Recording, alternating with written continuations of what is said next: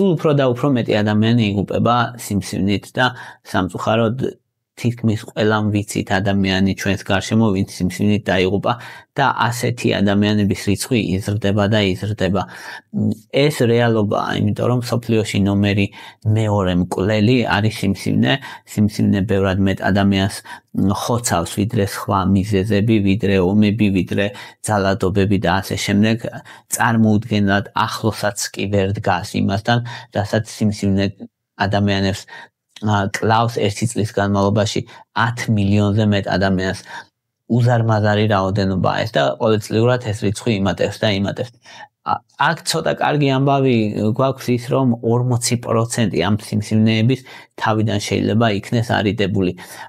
აღარ ვამბობ იმას რომ ახალ-ახალი მკურნალობები და ცდები მიმდინარეობს მუდმივად და საკმაოდ ჩქარათან და პროგრესი არის სიმსივნის მკურნალობაში, მაგრამ ჯერ კიდე გადაუწყვეტელი პრობლემაა და აი ამ 40%-ის მოცილება ან თითქმის ყოველ მეორე ადამიანს, ვისაც სიმსივნე ემართება, შეუძლია რომ არ დაემართოს თითქმის ყოველ მეორეს. ეს არ ნიშნავს რა თქმა უნდა იმას, რომ 100% სიმსივნის პრევენცია შესაძლებელია და აქვე ვიტყვი იმასაც, რომ მან ვის ადამიანი ვინც ამბობენ რომ აი არ ეწეოდა ასვავდა რაღაცა სიმსივნე მაინც დაემართა, რა თქმა უნდა შესაძლებელია ეგ ყოველთვის, იმიტომ რომ ყოველ მეორე ადამიანში მნიშვნელოვანია გარემო ფაქტორები, მაგრამ იმ ყოველ მეორე ადამიანში ხომ გენეტიკაა მთავარი, ამიტომ ყოველთვის სიმსივნე შეიძლება განვითარდეს გენეტიკურად და ეს ადამიანის ბრალი არ იყოს, ამიტომ ეს არ ნიშნავს თუ ადამიანს სიმსივნე ემართება, რომ ყოველთვის ადამიანის ბრალია, არ არის, ყოველ მეორე შემთხვევაში არ არის ადამიანის ბრალი, მაგრამ აი დანარჩენ შემთხვევებში, დანარჩენ 40%-ში ადამიანის ბრალია, როცა ემართება და ამის თავიდან აცილება შეიძლება და რის თავიდან აცილება შეიძლება, ის უნდა ავირიდოთ და აი ამაზეა ეს ვიდეო. 7 ისეთი რამ, რაც სიმსივნის განვითარებას იწვევს, რაც დადასტურებულია და რასთან ჩვენ კონტაქტი გვაქვს. მეშვიდე ადგილზე ვიტყოდი ასბესტოს. ასბესტოსი არის მშენებლობაში იყენებდნენ 2000-იანი წლებიდან არის აკრძალული, მაგრამ ჩვენ ვიცით, რომ ძველ შენობებში ცხოვრობთ ბევრი და ძველი ნაკეთობებია. ბევრ რამეშია გამოყენებული ასბესტოსი, მაგალითად სახურავებში. აი კრამიტი, ძველებური კრამიტი, სახურავის ფილები რაც იყო, მოკლედ კრამიტი, ნაცრისფერი რაც არის, ეგ არის ასბესტოსი. ასბესტოს აქვს ბოჭკოები და ეს ბოჭკოები არის ძალიან პატარა ზომის და მას შეისუნთქავს ადამიანი და ის აზიანებს ფილტვებს და ფილტვებში ფიბროზი შეიძლება გამოიწვიოს, შეიძლება ფილტვების სიმსივნის რისკი გაზარდოს, შეიძლება სიმსივნე მეზოთელიომა გამოიწვიოს, მეზოთელიომა არის 80% მეზოთელიომის უშუალოდ ასბესტთანაა დაკავშირებული. ანუ ძალიან დიდი პრობლემაა რეალურად ამ მხრივ. ასბესტი განსაკუთრებით იმ ადამიანებისთვის, ვინც მშენებლობებში იმუშაობენ და უწევთ მუდმივად მასთან კონტაქტი, ზოგჯერ ცემენტს ურევდნენ ხოლმე კიდე და აი გრევისას და როცა ისუნთქავს ადამიანი ამ მტვერს, ძალიან ცუდია. ხო, თუ ისე გაინტერესებთ, რომ თქვათ ჩაუარე ასბესტით გადახურულ სახლს, ანუ ამ დროს რამე მომივა თუ არა, არა, ეგრე არ მოგივათ არაფერი. მაგრამ თუ კი იმ რეგიონში ხარ, იმ ადგილას ხარ ახლოს, სადაც ასბესტიან სახლს ან ანგრევენ, ან სახურავს ამტვრევენ, ან ბურღავენ, ან რაღაცა ფორმით თუ ეს ასბესტის ნაკეთობა ზიანდება და მტვერი გადმოდის, აი ამ დროს შეისუნთქავს ადამიანი, ეგ არის მან პრობლემა, თორე ისე უბრალოდ რომ თქვათ ასბესტის რაღაცას ხელით შეეხოს ადამიანი და წავიდეს ხელები დაიბანოს, ეგ არაფერი არ არის. მაგრამ თუ ასბესტის კრამიტი გადაამტვრია ადამიანმა, ეგ არის. აი ეს არის, ანუ მთავარი არის რომ მტვერს არ შეეხო ადამიანი მაგ დროს. და როგორ არის შესაძლებელი პრევენცია, ну ყველაზე მთავარი არის რომ არ შეეხო და იმ ზონაში არ იყოს სადაც ასბესტიანი რაღაცები იმტვრევა ან მუშავდება. მეორე არის რომ ნიღბები, რომელსაც პატარა ნაწილაკებისგან დაცვის უნარი აქვს 2.5 მიკრომეტრზე ნაკლები. მთავარი არის რომ თავიდან აერიდოთ ეგ ადგილები და ნიღაბი ატაროთ თუ მაინც-მაინც მაგ ადგილში გიწევთ მუშაობა. თუმცა სასურველი აერიდოთ თავიდან. ასევე მილების ინსულაციისთვის გამოიყენებოდა ჭერების განსაკუთრებით ხორკლიანი ჭერების გასაკეთებლად, აი მონაცრისფრო ჭერები გასაკეთებდნენ ხოლმე ძველ დროში, ასბესტი იყო ზოგჯერ. შესაბამისად, ასბესტი საკმაოდ გავრცელებულია, იშვიათი არ არის. მეექვსე ყველაზე მნიშვნელოვანი კარცინოგენს ვიტყოდი დიზელის გამონაბოლქვს. დიზელის გამონაბოლქვი კარცინოგენად დასახელდა და შევიდა როგორც პირველი ჯგუფის კარცინოგენი 2012 წელს და დადასტურა, რომ ისი პატარა ნაწილაკები, რაც გამონაბოლქვში არის, რომელიც არის ძალიან პატარა, რომ მთელ 1 მიკრონზე პატარა ნაწილაკები, გადადის ფილტვებში, გადადის სისხლში, იწვევს ოქსიდაციურ სტრესს, უკავშირდება ცილებს, დნმ-ს აზიანებს და იწვევს სიმსივნეებს, იწვევს ქრონიკულ ანთებას ორგანიზმში, გულსისხლძარღვთა დაავადებებს, სისხლძარღვებს აზიანებს. შესაბამისად, დიზელი ერთ-ერთი ყველაზე ცუდი რამეა. ხო, დიზელზე საუბარია, როცა იწვის დიზელი და დიზელის ძრავიან მანქანებზე, ან გენერატორებზე, ან ავტობუსები დიდი მრეწველობა, როცა სადაც დიზელი იწვის. ეგ არის ძალიან მავნე ორგანიზმისთვის და მაქსიმალურად უნდა მოერიდოს. დიდი დაცვა პირდაპირ დიზელისგან, დიზელის ნამწვავისგან ადამიანს არ აქვს, გარდა იმისა, რომ მოერიდო საცობებში დგომას, რაც შეიძლება მინიმალურად მოგიწიოს ეგ, რაც შეიძლება მინიმალურად მოგიწიოს ახლოს ყოფნა დიდ გზებთან, დიდი გზებიდან 100 მეტრის, 200 მეტრის მანძილზეც კი დიზელის გამონაბოლქვის ნაწილაკები შეიძლება შეისუნთქოს ადამიანმა, ამიტომ აი მძიმე მოძრაობა სადაც არის იმ ადგილებიდან მოშორებით მაქსიმალურად რომ იყოს ადამიანი. რა თქმა უნდა, ერთი შესუნთქვა მანდ არაფერი არა, მაგრამ გამუდმებით წლების განმავლობაში ცოტ-ცოტა ეგ დიდი პრობლემაა. რაღაც დონეზე შველის ნიღბებით და განსაკუთრებით ის ნიღაბი, რომელიც PM 2.5-ის დონეზე სერტიფიცირებულია, ან particulate matter ქვია მაგას, 2.5 მიკრონაწილაკებს ფილტრავს მოკლედ. ეგეთი ფილტრი, რომელსაც აქვს ეგეთი ნიღბები ეფექტურია რაღაც დონეზე, HEPA ფილტრები ქვია კიდე სახლში, რაც აყენია, სახლში შესაძლებელია დააყენოთ და გაფილტროს მცირე ნაწილაკები, თუმცა არის რაღაც ზომა ნაწილაკების, რომელსაც ვერ ფილტრავს მაინც. 100%-იანი არ არის, მაგრამ მნიშვნელოვნად ეხმარება და რაც მთავარია, ცოტა მოშორებით ცხოვრობდეთ დიდი გზებიდან, ეგ არის მნიშვნელოვანი. 200-300 მეტრი მაინც სასურველია, რომ იყოს დაშორება.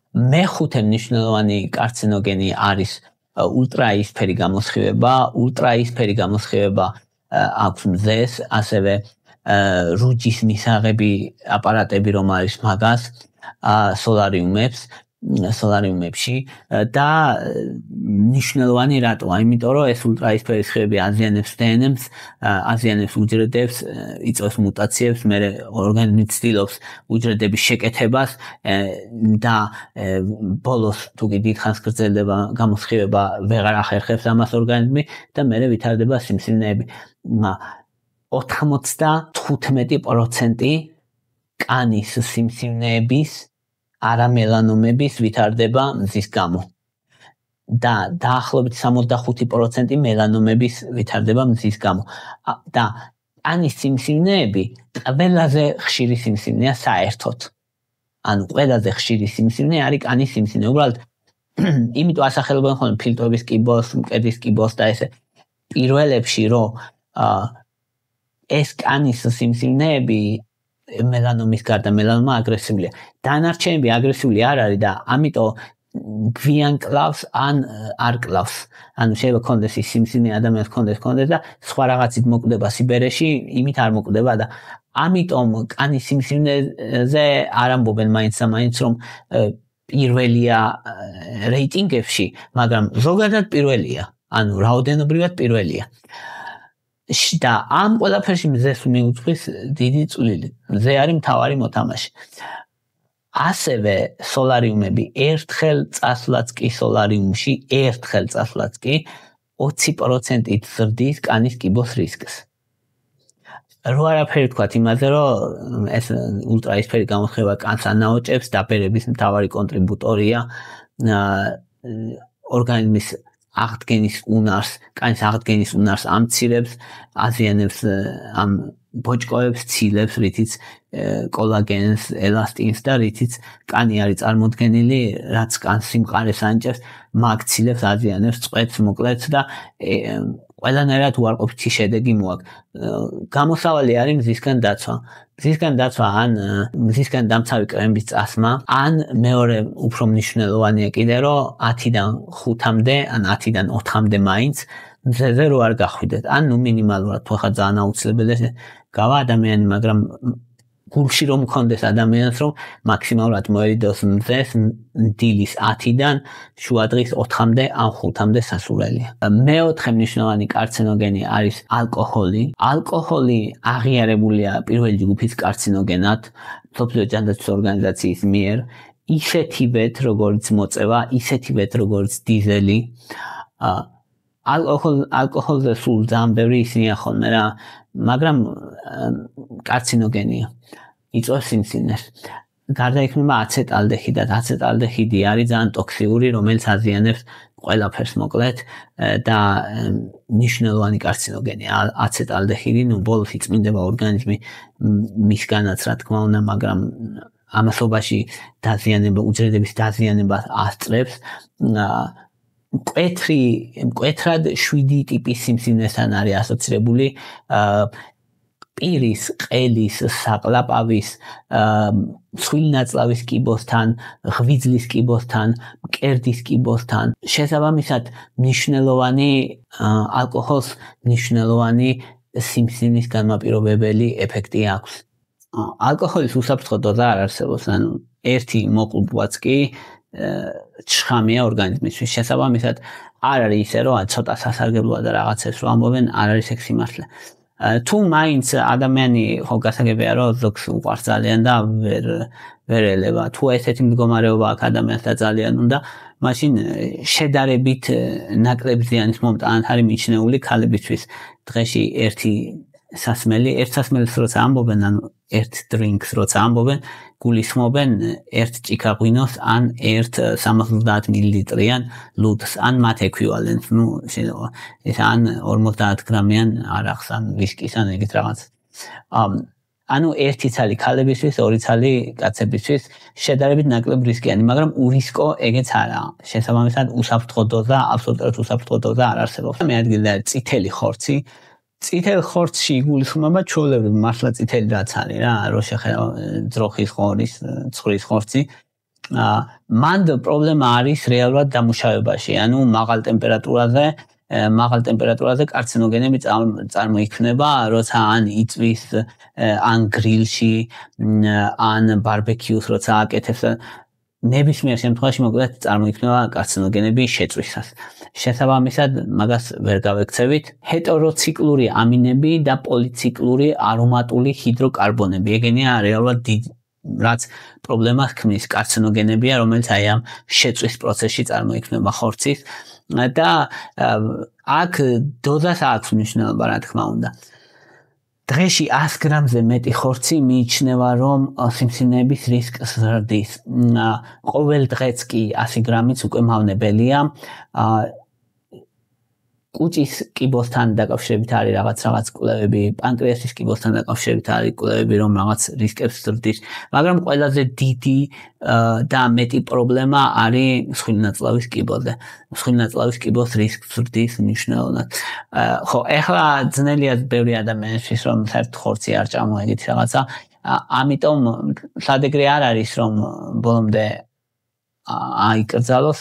დაახლოებით კვირაის განმავლობაში 2-ჯერ მიღება ან 3-ჯერ მიღება ნორმალურია და არაუშავს. დაახლოებით რო ვთქვა, ჯამურად 300-დან 500 გრამამდე შემწვარ ხორცზე მეტი არ უნდა ჭამოთ კვირის განმავლობაში. უხეშად ეგრეა რა.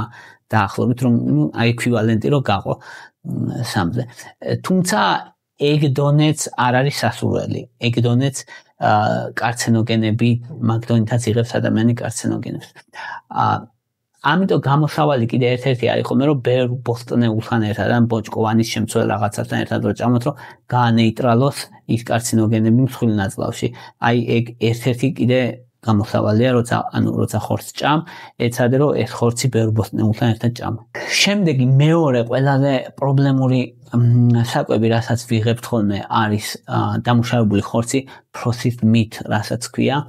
ეგ არის ძეხვეული სოსისები, ლორი, ბეკონი და ასე. ან ნებისმიერი რაღაცა, რაცა ეს დაპაკეტებული, დამუშავებული ხორცია. მაცივარში რაც იყიდება მოკლედ მარკეტებში, ყველაფერი არის დამუშავებული ხორცი. ნიტრატები და ნიტრიტებითაა გაჯერებული, შესანახავად გამოიყენება და არომატისთვის ეგენი და ეგენი ნიტროზამინებად წარმოიქმნება, რაც ძლიერი კარცინოგენია, აზიანებს უჯრედებს, აზიანებს კუჭს, აზიანებს მსხვილი ნაწლავს და სიმსივნეებს იწვევს მნიშვნელოვნად. ეს დაპროცესირებული ხორცი უფრო ძლიერი კარცინოგენია, ვიდრე ჩვეულებრივი წითელი ხორცი. ან ჩვეულებრივი წითელი ხორცი არის შეყვანილი როგორც შესაძლო კარცინოგენებში და დაპროცესებული ხორცი შეყვანილია როგორც პირველი ჯგუფის კარცინოგენები. ისეთივე კარცინოგენია, როგორც არის მოწევა, ისეთივე როგორც არის ალკოჰოლი, დიზელი, ასბესტოსი, ან ყველა პირველი ჯგუფის კარცინოგენებია, რაც კარგად დადასტურებული კარცინოგენებია, რომ მართლა საწამლავია ორგანიზმისთვის. შესაბამისად, მაქსიმალურს უნდა ავირიდოთ. 50 გრამი დღეშიც კი მავნებელია. სიმსივნეების რისკს ზრდის. 50 გრამი დღეში არის 2 ნაჭერი, 2 პატარა თხელი ნაჭერი ბეკონი მაგალითად, ან 1 ცალი სოსისი. შესაბამისად, ანუ ძალიან მცირე დოზებიც კი მავნებელია მოკლედ. ამიტომ რაც მეტად ავიცილებ თავიდან ეგეთ საჭმელს, მით უკეთესი. და პირველ ადგილზე რა თქმა უნდა არის თამბაქო. თამბაქო და მოწევა არის ნომერ პირველი. საერთოდ რაც კი კაცობრიობისთვის ზიანი მიუყენებია ერთ რომელიმე კონკრეტულ კომპონენტს, ეგ არის თამბაქო. ანუ უზარმაზარი ზიანი მაქვს კაცობრიობისთვის და ყოველწლიურად ნარჩუნდება ეს ზიანი, იმიტომ რომ ბევრი ადამიანი ეწევა მიუხედავად იმისა, რომ ზოგ ქვეყნებში მოწევების მაჩვენებელი იკლებს, რაც კარგია, მაგრამ მაინც ძალიან პრობლემურია მოკლედ თამბაქო. თამბაქოც პირველი რიგის კარცინოგენია და 7000-ზე მეტ კომპონენტს შეიცავს და აქედან 70-ზე მეტი დადასტურებული კარცინოგენია. ფორმალდეჰიდს შეიცავს, ბენზენს, არსენიკს, დარიშხანს, ამ ნიტროზამინებს, ანუ უამრავ კარცინოგენებს შეიცავს მოკლედ მოწევა. მოწევა მავნებელია ჯანმრთელობისთვის, იწვევს უამრავ კიბოს, ფილტვის კიბოს 85% გამოწვეულია მოწევით. ის 15% ხო, აი, ნუ იტყვით ხოლმე ძალიან გთხოვთ კიდე რომ კომენტარებში რომ წერთ ხოლმე რომ იცი რა, ის ვიღაცაზე იტყვით რომ არ ეწეოდა, არ ცვავდა ფილტვის კიბო დაემართა. დაემართება კი 100-დან 15-ს ეგრე დაემართება ფილტვის კიბო, ვინც არ ეწეოდა, მაგრამ 100-დან 85-ს დაემართება, ვინც ეწეოდა. ანუ განსხვავებას ვერ ხედავთ და ის რომ ადამიანს არაფერი დაუშავებია და ფილტვის კიბო ემართება, ან თავის არაფერი დაუშავებია და ფილტვის კიბო ემართება, რა უნდა ქნას? აწევს ხელებს, რომ აი ვეცადე და არ გამომივიდა. და ვინც ეწეოდა და იმას დაემართება, ფილტვის კიბო ერთი და იგივე ტვირთი დევს ამ ადამიანზეც და იმ ადამიანზეც, იმას შეეძლო რომ აერდებინა თავიდან. აი ეგ არის. ერთხელ ვიყავი სხვათა შორის ეს ექიმთან ვიყავი მე თვითონაც ჩემი საკითხებიდან გამომდინარე ერთ-ერთ ონკოლოგთან და იქ ზუსტად ეხრემ იყვნენ რიგში ისინი, რა ქვია, ცოლქმარი იყო რა და ესე იგი ხორხის კიბო ქონდა კაცს და ვერ ჩერდებოდა ეს კაცი და რა გინდა მოსაწევად უნდა გავიდეო. ანუ ესე იგი კაცს დაემართა ხორხის კიბო მოწევისგან. მოწევა არის ერთ-ერთი მნიშვნელოვანი, რაც ყელის, ხორხის, ხახის და ასე შემდეგ კიბოებში მნიშვნელოვან როლს თამაშობს მოწევა და ფილტვის კიბოების და ეს და მაინც მოსაწევად გადიოდა. ნუ გასაგები არ ვიცი ხა რა მდგომარეობა ქონდა და არც განვიკითხავ მაგას, მაგრამ უბრალოდ იმის თქმა მინდა რომ აი ამდენად ძალიან ისეთი კორელაციაა ხოლმე ძლიერი და ახლა გასაგებია რომ ნებისმიერ ადამიანს რომელსაც შეიძლება არაფერი ცუდი არ ჩაუდენია ცხოვრებაში დაემართოს კიბო. ამისგან დაზღვეული არავინ არ არის, არავინ სულ რომ თავი მოიკლა და ყველაფერი იდეალურად გააკეთო, მაინც შეიძლება რომ კიბო დაემართოს ადამიანს. დაზღვეული არავინ არ არის, მაგრამ ის რომ შენ მოწევით დაიმართებ კიბოს ძალიან დიდი სხვაობა ამაში, იმიტომ რომ იმის აცილება თავიდან შეგეძლო, ამის აცილება არ შეგეძლო, ეგ არის სხვაობა. ასე რომ მაგალითები ნუ მოგყავთ, ეგ არის ცრუ მაგალითები, რომ ვიღაცის მაგალითი რომ მოიყვანო ისა, იცი, ამან ესე არ ეწეოდა, არ სვავდა, კიბოდა ემართა, კი ხდება ეგეთი, მაგრამ ის არის იმ 15%-დან და აქეთ 85% დგას და ამის აცილება შეგეძლო და იმის აცილება არ შეგეძლო. აი ეგ არის სხვაობა, უზარმაზარი სხვაობა, პრინციპული სხვაობა. ამიტომ ანუ ნუ რანაირ გამართლებას ნუ მოუძებნით ხოლმე თამბაქოს მოწევას, რომ კი, შენ შეგიძლია თქვა, რომ მე ვიცი რომ ეს ესეა, მე ვიცი რომ ჩემს მავნებელია, მე ვიცი რომ ჩემ ჯანმრთელობას ვინადგურებ, მაგრამ მინდა და ვეწევი. ეს კი ღირსეული საქციელია, მაგრამ ის რომ მოუძებნო გამართლება თითქოს მავნე არ არის, აი ეს არის სამარცხვინო. შესაბამისად, თამბაქო არის ერთ-ერთი ყველაზე ცუდი რამე, მოკლედ, რაც შეიძლება ადამიანმა გააკეთოს. პასიური მწეველობაც კი ზრდის, ანუ სხვა რო ეწევა, შენ ფილტვის კიბოს რისკი გეზრდება 20-30%-ით. რატო? ანუ რატომ მიკეთებ ამას თუნდაც ხოლმე? ანუ შენ კაი შენ თავს რაც გინდა ის უქენი შენი უფლება, მე რატომ მიკეთებ ამას? ამიტომ პასიური მწეველობაც ცუდია და ყურადღებით უნდა იყოს ადამიანი რომ პასიური მწეველი არ იყოს, ან გამოიჩინოს კეთილგონიერება, ვინც ეწევა იმან და არ მოწიოს იქ სადაც სხვა ადამიანები არიან. ეს იყო რის თქმაც მინდოდა, ვისაც გინდათ არხის მხარდაჭერა დონაციებისთვის ანგარიშის ნომრები მაქვს მითითებული ვიდეოს აღწერაში, ვისაც გინდათ დონაციას პლუს კითხვა-პასუხი დეტალური მაგისთვის პატრეონი მაქვს, შეგიძლიათ პატრეონის ლინკიც აღწერაში მიდევს, ვისაც უბრალოდ მხარდაჭერა გინდათ არხის, ან დაალაიქეთ და გააშერეთ და კომენტარეთ, ან გამოწერეთ არხი, ნებისმიერი აქტივობა არხის მხარდაჭერაა და YouTube-ის ალგორითმისთვის დადებითად აისახება. მადლობა რომ მისმენთ და მადლობა რომ გაინტერესებთ.